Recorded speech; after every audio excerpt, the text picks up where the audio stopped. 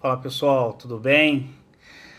Vou fazer um vídeo para vocês agora comentando e tecendo algumas considerações rápidas sobre a súmula 639 do STJ, tá?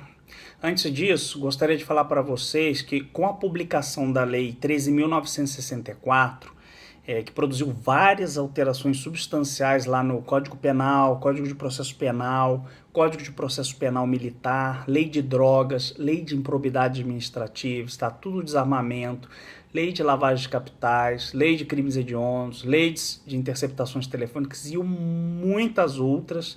Eu vou fazer uma série comentando cada mudança dessa, tá? Artigo por artigo. Eu acho que fica didaticamente melhor para absorção do conteúdo, tá?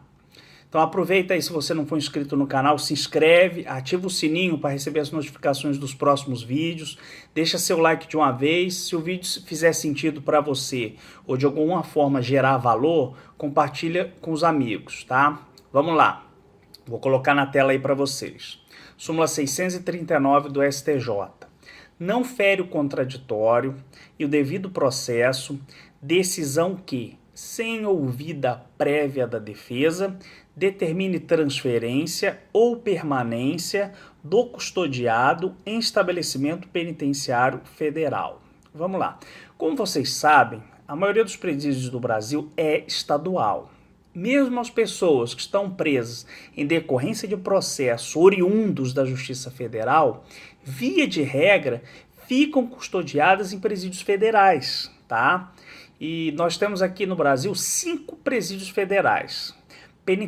Penitenciária Federal de Brasília, no Distrito Federal, de Mossoró, no Rio Grande do Sul, Catanduvas, no Paraná, Campo Grande, Mato Grosso do Sul e Porto Velho, Rondônia.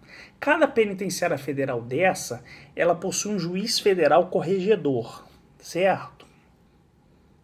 A transferência e a inclusão dos presos nessas penitenciárias federais, ela tem amparo na Lei 11.671 de 2008, tá?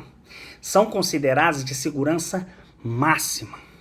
Essas penitenciárias federais que eu citei podem ter tanto presos estaduais quanto federais, tanto presos provisórios quanto condenados, ou seja, tanto acusados e condenados por crimes da Justiça Estadual quanto da Justiça Federal, certo?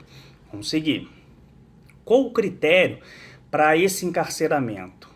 Ou seja, o critério que se utiliza é a necessidade de uma custódia de segurança máxima por razões de segurança pública, tá?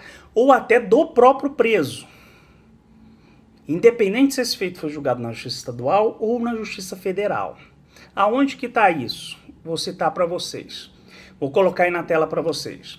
Artigo 3º da Lei 11.671. Vamos lá.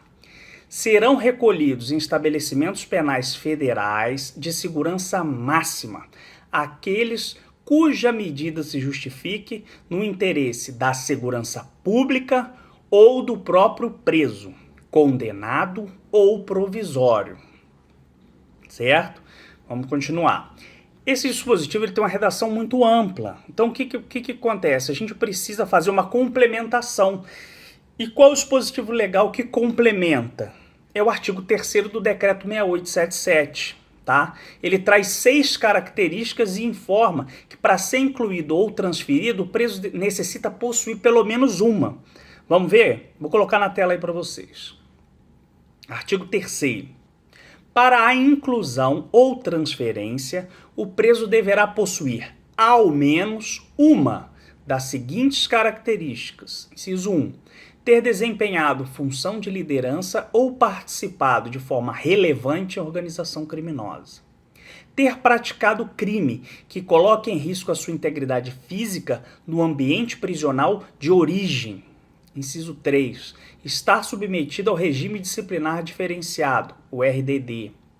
Inciso 4. Ser membro de quadrilha ou bando, envolvido na prática reiterada de crimes com violência ou grave ameaça. Inciso 5. ser o réu colaborador ou delator premiado, desde que essa condição represente risco à sua integridade física no ambiente prisional de origem. Ou, inciso 6, estar envolvido em incidentes de fuga, de violência ou de grave indisciplina no sistema prisional de origem. Então vamos lá. A inclusão do preso no sistema penitenciário federal, ela pode ser requerida por quem? Isso também está na lei. Autoridades administrativas, próprio preso ou ainda o Ministério Público, tá? Essa é a redação do artigo 5º da Lei 11.671. Vou colocar na tela para vocês. Mas quem seriam essas autoridades administrativas, tá? Seriam delegados de polícia, secretários de justiça, secretários de segurança pública. Então essas autoridades, elas também podem requerer a inclusão do preso no sistema penitenciário federal. E aí eles têm que preencher uma daquelas 6 características. Qualquer uma daquelas já dá aso ao pedido de inclusão ou manutenção no sistema penitenciário federal. Então vamos lá, vou colocar o artigo 5º aí para vocês.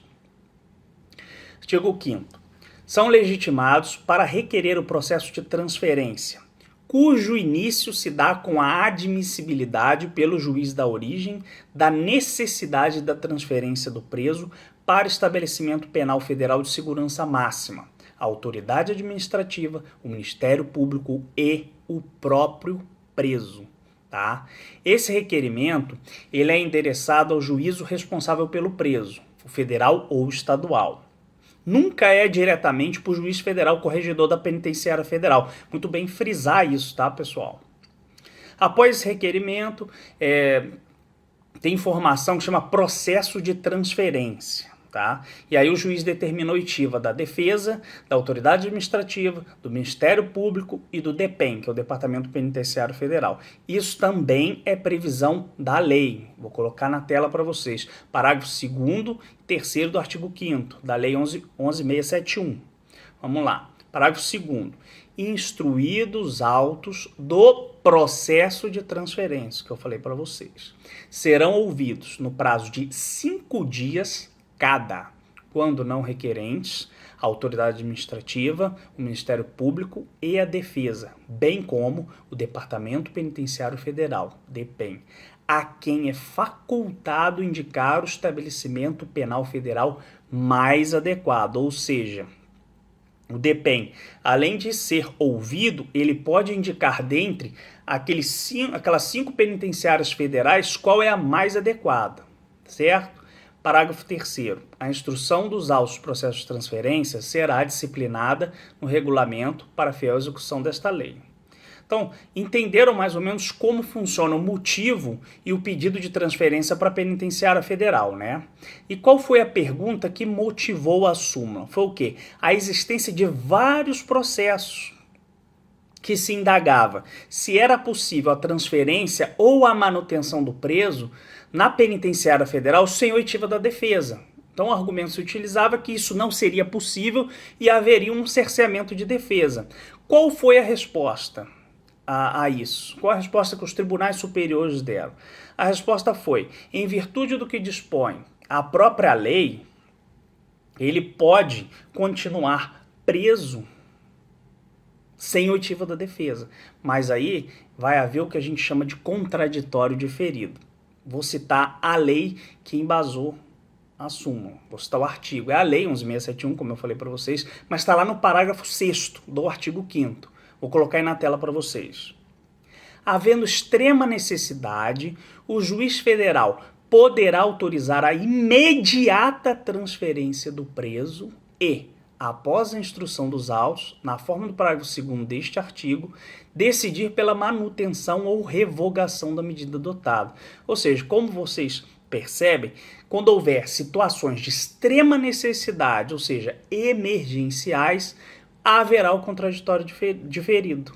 O juiz primeiro decide e, posteriormente, nos termos do parágrafo 2º do artigo 5º, ele ouve a defesa, ele ouve o MP, ele ouve a autoridade administrativa, ele ouve o DEPEN. Tá? Há vários julgados do STF e do STJ nesse sentido, vindo a súmula apenas para pacificar e corroborar o entendimento de ambos os tribunais superiores. Eles já vinham decidindo isso, mas como havia vários processos, eles sumularam para espancar de vez quaisquer dúvidas. Entenderam? Vamos ler de novo a súmula então. Eu vou botar aí de novo na tela para vocês. Não fere o contraditório e o devido processo, decisão que, sem ouvida prévia da defesa, determine transferência ou permanência de custodiado em estabelecimento penitenciário federal. Compreender o porquê, então, dessa súmula? Espero que sim, espero que tenham gostado do vídeo. Se fez sentido ou gerou valor para vocês, compartilhe aí com os amigos. Forte abraço, fui!